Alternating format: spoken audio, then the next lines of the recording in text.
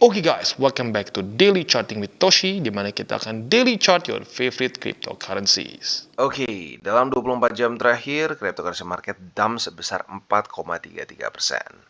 Dengan total market cap mencapai di 1,09 triliun US dollars. Nah, kita bisa lihat untuk Bitcoin terjadi drop sebesar 4% dalam 24 jam terakhir. Dan sekarang trading di angka 25.700-an. Kita bisa lihat dropnya sangat signifikan. Apa penyebabnya?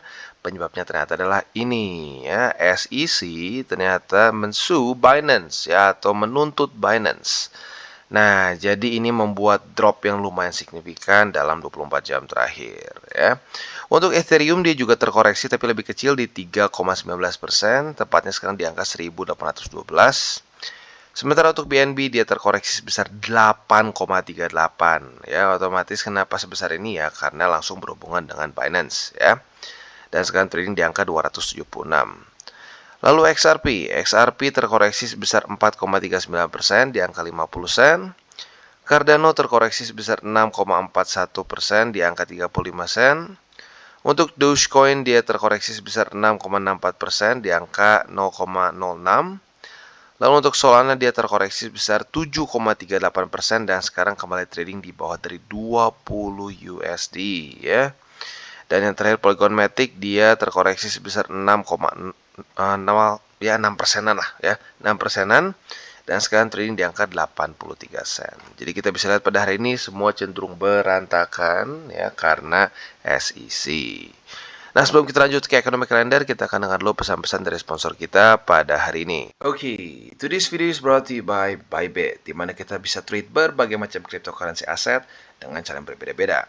Buat kalian yang ingin akumulasi secara spot, tentunya kita bisa lakukan di sini.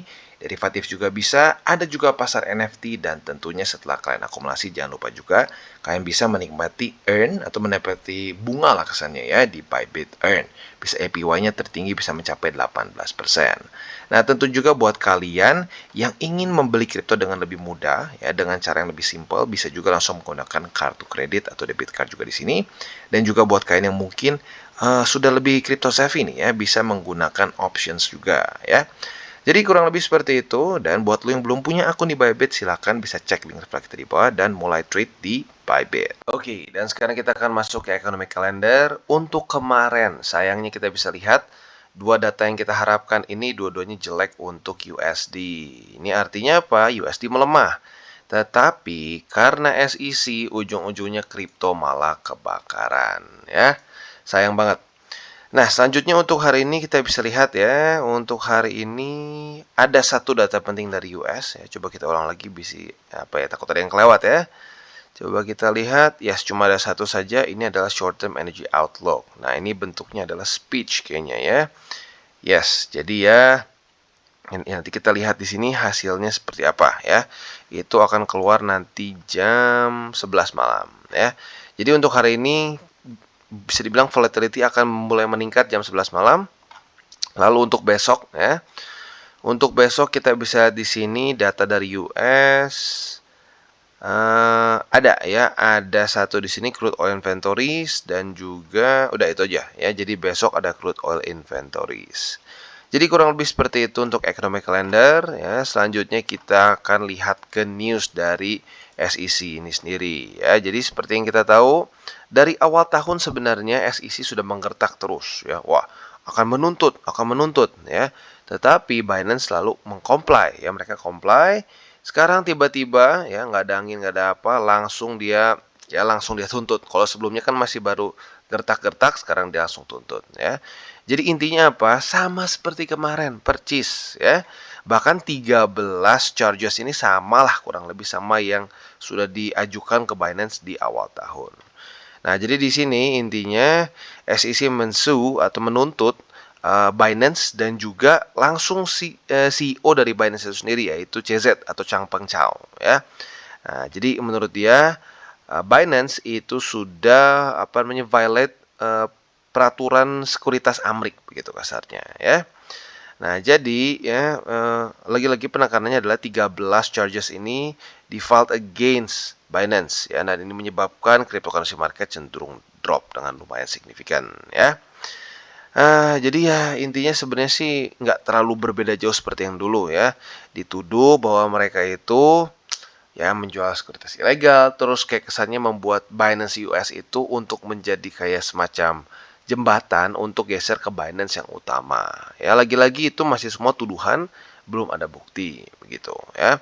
Dan kita bisa di sini Binance langsung mengirimkan apa namanya? Ya mungkin mengirimkan jawaban ya, atau bukan jawaban lebih tepatnya respons ya setelah terjadi penutupan bukan penutupan tapi penuntutan dari SEC ya.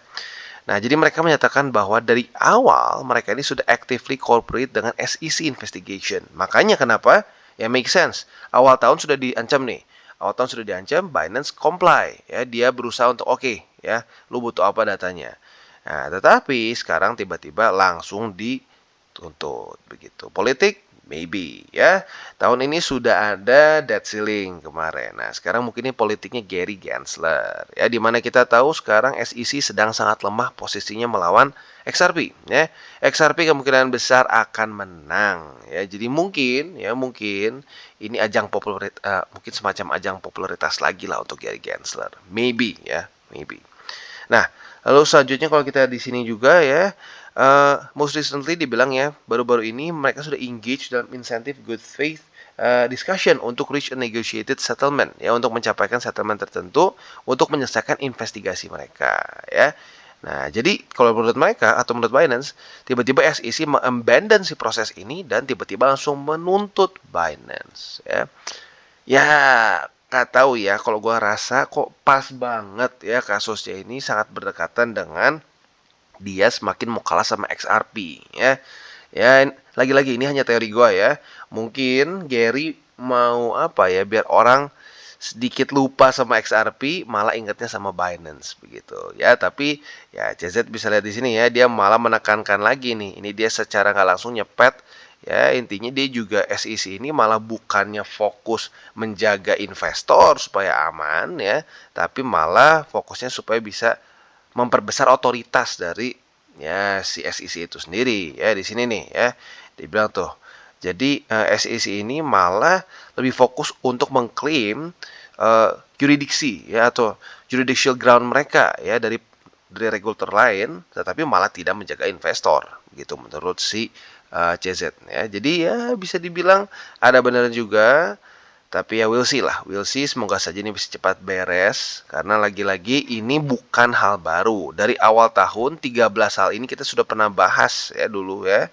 Jadi intinya ya kurang lebih mereka menuduh bahwa Binance ini menggunakan Binance US untuk menjadi jembatan supaya orang-orang kaya ini menaruh duit dia di Binance yang utama gitu, yang bukan US. Nah, jadi ya itu masih belum ada lah, belum ada buktinya. Ya makanya kenapa selama ini ya dia oke mau-mau aja kerjasama dengan SEC ya. Oke, intinya apa? Intinya semoga saja ini cepat beres ya. Ya ujung-ujungnya paling jeleknya settlement begitu ya. Tapi yang menyebalkannya adalah apa? Ini membuat semua market cenderung berantakan. Jadi ya, ini semakin benar teorinya dari Raoul Pal, di mana Amrik ya dan Eropa sekarang semakin membuang kripto dalam tanda kutip ya. Dan kemungkinan besar ini akan dipungut oleh siapa? Ya, oleh Asia. Seperti kita bisa lihat Hong Kong mulai sangat terbuka dengan kripto ya, nggak usah jauh-jauh, Indonesia saja bisa dibilang juga cukup terbuka dengan kripto dan berbagai macam negara Asia lain ya. Oke, nah sekarang kita akan masuk ke TA-nya. Untuk TA kita bisa di sini ya, berantakan otomatis ya.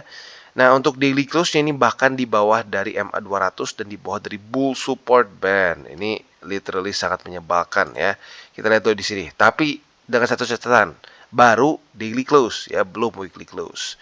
Jadi kalau kita lihat di sini untuk daily close-nya kemarin itu di bawah dari MA200, di bawah juga dari MA200 yang nggak keluar di sini. Ini ya. Di bawah dari MA200 dan di bawah juga dari bull support band. Tapi lagi-lagi tenang ya, masih ada berapa hari nih? Masih ada ya basically 6 hari ke depan untuk dia bisa bounce ke atas lagi dari MA200 maupun bull support band. Ya, jadi untuk sekarang pair Bitcoin hanya satu saja dan very simple, yaitu adalah weekly close di atas dari MA200 dan di atas dari bull support band. Itu untuk Bitcoin. Untuk di XY kita bisa di sini ya. Sebentar ini kita tutup dulu, ganti RSI. Nah, untuk di XY sebenarnya sudah sesuai dengan PR-nya ya, ke-reject oleh 104,13. Gara-gara SEC malah jadi bukannya naik malah drop gitu ya. Nah, jadi masih sama seperti kemarin lagi, udah ke-reject, sekarang tinggal waktunya dia retest MA20 atau retest ke 103,13. Ya, itu PR untuk indeks dolar. Jadi kurang lebih seperti itu. Selanjutnya kita akan geser ke buy limit. Tetapi sebelum kita masuk ke buy limit, seperti biasa aku akan disclaimer dulu bahwa semua konten dari Toshi Crypto Indonesia ini bukanlah financial advice. Ini semua bentuknya adalah edukasi. Lalu bagaimana cara untuk mendukung TCI? Ada banyak caranya. Lo bisa like our video, bisa share our video, atau juga bisa menggunakan link referral kita di bawah. Dan buat lo yang tertarik untuk memiliki hardware wallet, pertimbangkan untuk beli di Encrypt. Karena Encrypt ini adalah authorized reseller. Jadi nggak perlu lagi takut-takut mikirin bahwa aduh ini si walletnya ini compromise atau tidak ya. Oke, sekarang kita akan lanjut ke buy limit. Oke, dan sekarang kita masuk ke Bitcoin. Maka dari Bitcoin ya, secara spotnya buy limit 1 tembus, buy limit kedua di EMA 200 weekly ya masih technically nggak tembus karena itu di weekly ya time frame-nya. Tapi buat lo yang sudah pasang di situ sudah kena ya. Jadi buy limit 1 2 sudah kena, tinggal yang tersisa sekarang di buy limit ketiga di 24.495. Itu untuk posisi spotnya.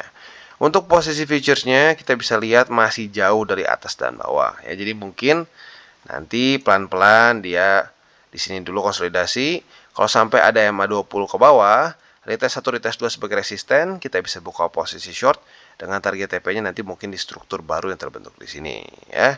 Sementara untuk posisi longnya otomatis di bawah ya. Apabila terjadi retest 1, retest 2 di 24.495, kita bisa buka posisi long dengan target TP-nya nanti mungkin di MA200 weekly. Oke, dan sekarang kita masuk ke Ethereum, dan untuk Ethereum kita bisa lihat dalam satu hari 3 buy limit langsung di retest. Buy limit pertama di MA50, buy limit kedua di 20, dan buy limit ketiga di 1780. Semuanya langsung kena ya.